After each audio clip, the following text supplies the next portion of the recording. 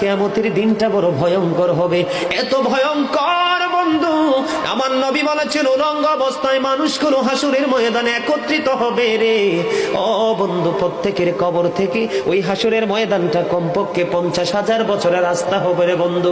এই জন্য নবী যখন মেরাজের রজনীতে বোরাক দেখেছিল, আমার নবীকে আল্লাহ দাওয়াত দিয়েছে, বোরাক দেখে আমার নবী এত ক্রন্দন করেছিল, মনে হয়েছিল যেন আমার নবীর চক্ষু মুবারক দুইটা ঝর্ণা হয়ে গেছে।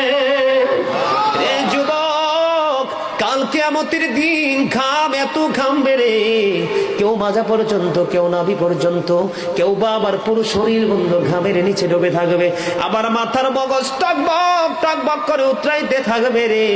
আল্লাহ বলেছেন লা ইয়ামুতু, পিপল উইল নট ডাই, দেখবে সেদিন মানুষ আর মরতে পারবে না।